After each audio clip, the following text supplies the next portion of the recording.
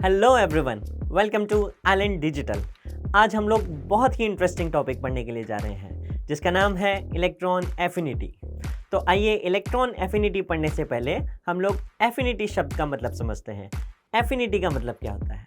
तो बच्चों सीधा सा बात है, एफिनिटी का मतलब होता है अट्रैक्शन या फिर अफेक्शन, पर कोई ऐसा वैसा अफेक्शन नहीं, इलेक्ट्रॉन वाला अफेक्शन।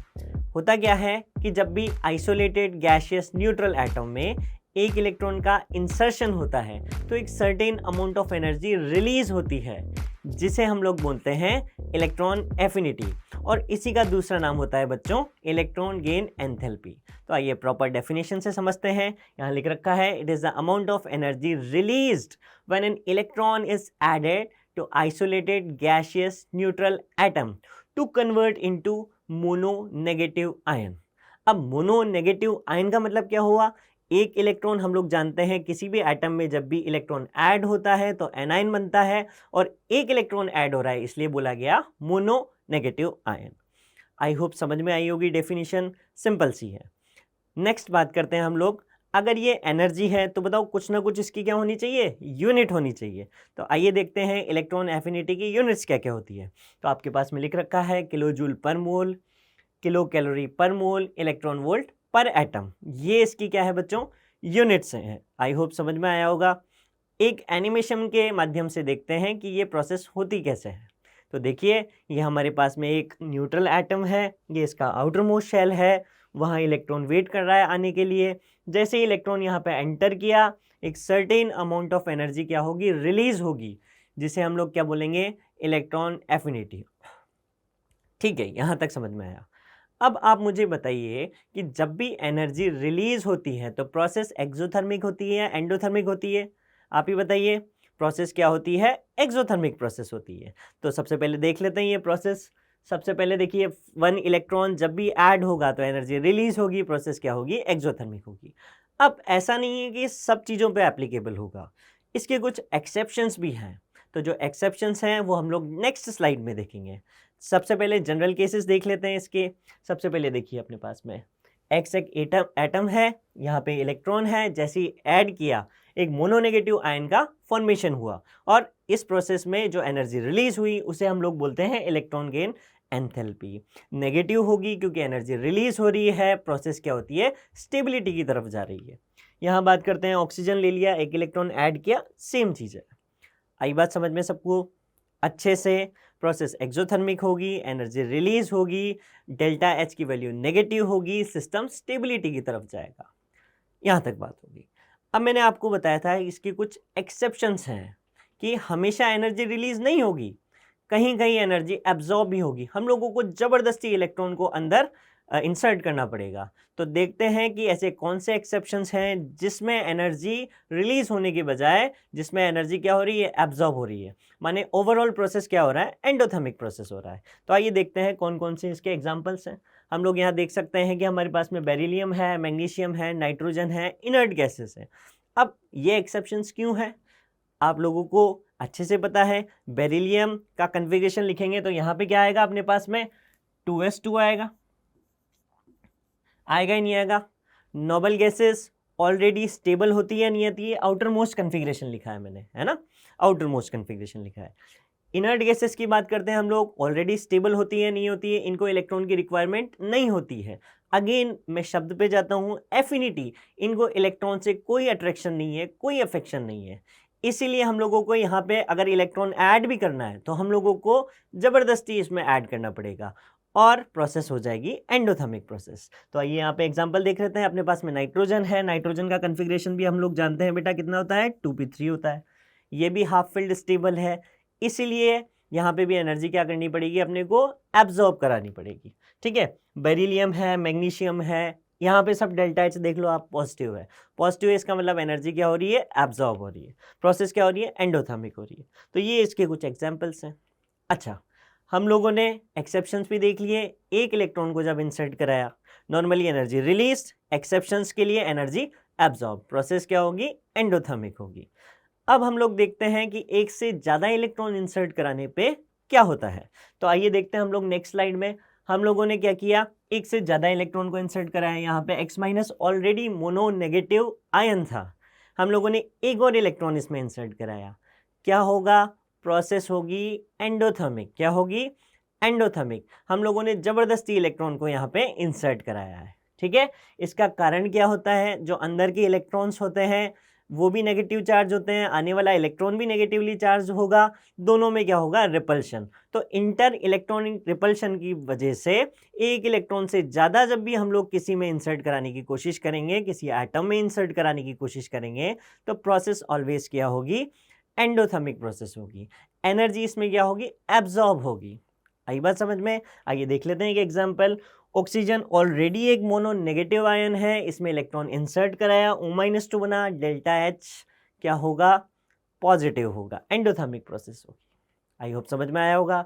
इसके बाद में नेक्स्ट बात करते हैं अपन। यहाँ पे लिख रखा है, ये अपने पास में एग्जाम्पल है, देखिए फर्स्ट प्रोसेस में -141, माइनस इंडिकेट करता है एनर्जी रिलीज हो रही है क्योंकि एक ही इलेक्ट्रॉन इंसर्ट हो रहा है। अगर हम लोग बात करें नेक्स्ट वाले की, तो एक से ज़्यादा इलेक्ट्रॉन इंसर्ट हो रहे हैं, डेल्टा H अपने आप में पॉजिटिव आ जाता है। ओवरऑल प्रोसेस देखिए आप, क्या आ जाएगी, पॉजिटिव आ जाएगी। पॉजिटिव मतलब एनर्जी क्या हो जाएगी, एब्जॉर्ब हो जाएगी।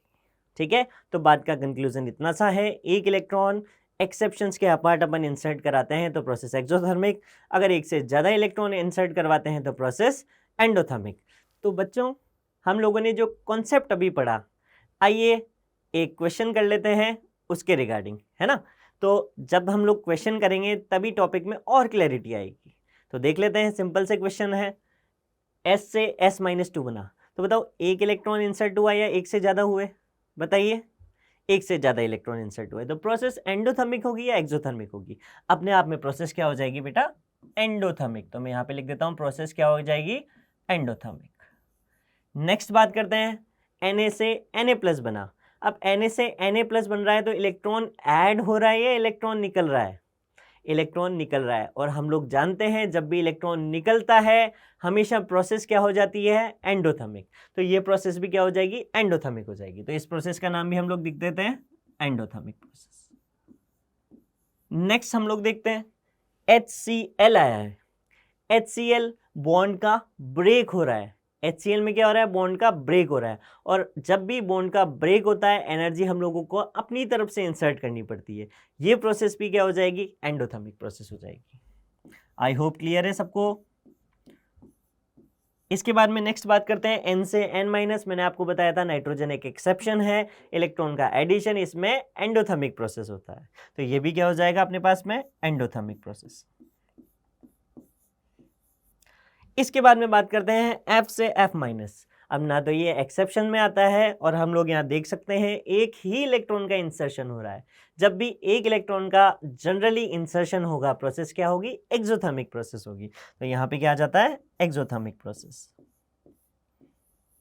आफ्टर दैट हीलियम से He- अगेन एक्सेप्शन में आ जाता है। हीलियम एक इनर्ट गैस है, जैसे ही इनर्ट गैस में एक इलेक्ट्रॉन इंसर्ट कराएंगे प्रोसेस क्या हो जाएगा, एंडोथर्मिक, क्योंकि इनर्ट गैस अपने आप में क्या है, स्टेबल है। आई होप समझ में आया होगा सबको। वेरी इजी है, इसके क्वेश्चंस आपके एग्जाम में आते हैं तो आप अच्छे से देख सकते हैं। इसके बाद में हम लोग देखते हैं कि इलेक्ट्रॉन एफिनिटी एक पीरियड पे जाने पे या डाउन द ग्रुप जाने पे क्या इफेक्ट पड़ता है। तो electron affinity along a period जाएंगे तो क्या इफेक्ट पड़ता है, देखिए यहाँ पे इलेक्ट्रॉन एफिनिटी जैसे ही लेफ्ट टू राइट जाए, हम लोग जानते हैं भाई जी इफेक्टिव बढ़ता है, जी इफेक्टिव बढ़ेगा तो अट्रैक्शन चार्ज बढ़ेगा, न्यूक्लियस का अट्रैक्शन चार्ज बढ़ेगा तो इलेक्ट्रॉन एफिनिटी भी बढ़ेगी। तो मैं यहाँ पे साफ साफ लिख सकता हूँ कि electron affinity that is EA is directly proportional to Z effective. Z effective बढ़ेगा तो इलेक्ट्रॉन एफिनिटी बढ़ेगी। अभी इसके एग्जाम्पल भी हम लोग करेंगे। नेक्स्ट बात करते हैं, इन अ ग्रुप की बात करते हैं हम लोग। ग्रुप की बात करते हैं तो डाउन द ग्रुप क्या हो रहा है, down the group atomic size बढ़ रही है, down the group atomic size increase हो रही है।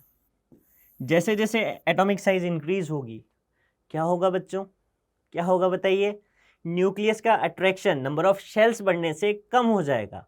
ठीक है, तो नंबर ऑफ शेल्स बढ़ेंगे इलेक्ट्रॉन एफिनिटी कम होगी। तो मैं यहाँ पे सीधा सीधा रिलेशन लिख सकता हूँ कि electron affinity is inversely proportional to atomic radius। आई बात समझ में। ये जनरल अपने पास में केस है। अब हम लोग इसके एग्जाम्पल देख लेते हैं। मैंने आपको बताया था, तो अगर मैं यहाँ पे एक एग्जाम्पल लूँ, लिथियम, सोडियम, पोटेशियम, रुबिडियम और सीजियम, और आपसे मैं कहूँ कि बताओ डाउन द ग्रुप जाने पे इलेक्ट्रॉन एफिनिटी क्या होगी। नंबर ऑफ शेल्स इंक्रीज होते हैं तो इलेक्ट्रॉन एफिनिटी भी डिक्रीज होगी। इलेक्ट्रॉन एफिनिटी क्या होगी, डिक्रीज होगी।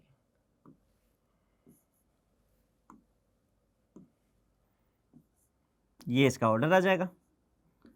आई होप क्लियर हो गया होगा ये टॉपिक आपको। डाउन द ग्रुप जाने पे क्या होता है, लेफ्ट टू राइट जाने पे क्या होता है। नेक्स्ट बात करते हैं, अगर हम लोग आयंस की बात करें। अब आयंस में दो केसेस हैं। पहला है डिफरेंट आयंस हैं सेम एलिमेंट के, और दूसरा केसेस है आइसो इलेक्ट्रॉनिक स्पीसीज है। दोनों में ही जेड इफेक्टिव पे डिपेंडेंसी होती है। जेड इफेक्टिव बढ़ेगा माने पॉजिटिव चार्ज बढ़ेगा तो इलेक्ट्रॉन एफिनिटी भी बढ़ेगी। आइए कुछ एग्जांपल देख लेते हैं यहाँ पे।